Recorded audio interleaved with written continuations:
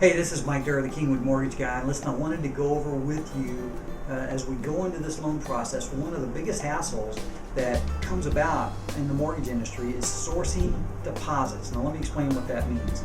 Is where people get their income, the cash flow that they have usually goes into a checking or a savings account or whatever. It's usually their paychecks, and it could be investments or it could be Social Security income. All of that is fine.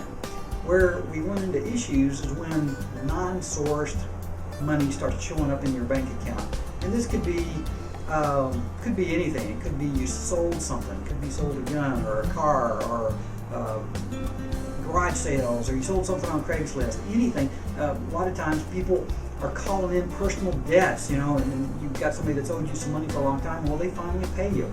The problem is we have to source all those things, and the way you source them is if you sold something, you got to show the ad that you put it on out there for. You got to have a bill of sale, and anyway, it's just created an additional hassle on an already tough process. So I'm going to try to encourage you to try to avoid that by not selling any personal items prior to that, or if you do, I'll give you a solution for that at the end of this video.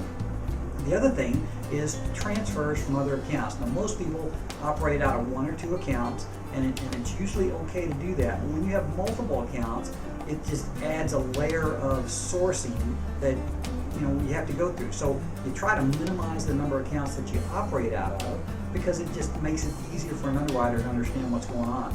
Now, here's a couple problems when you mix. If you're in business, or you have your sole proprietor or self-employed person, and you mix business with your personal stuff, that's a problem. We're going to have an issue with that.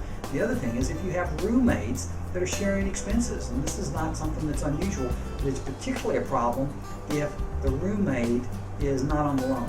So again, there's ways to do that, and I'm going to encourage you to call me, because there's certain things that I will tell you to do that will help make that an easier process. Here's what's going to happen. They're going to review 2 to 3 months of your bank statement history. And what they're going to want to know is they're going to want to know where every dollar that is non-sourced, non-job related came from, and they'll want a paper trail of it.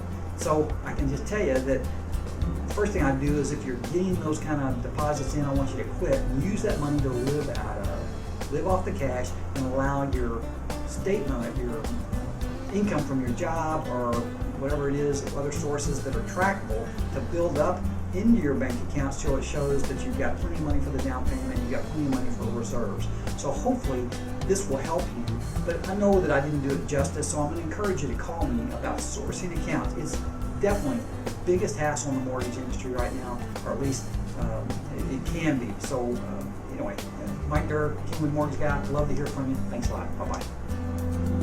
Bye-bye.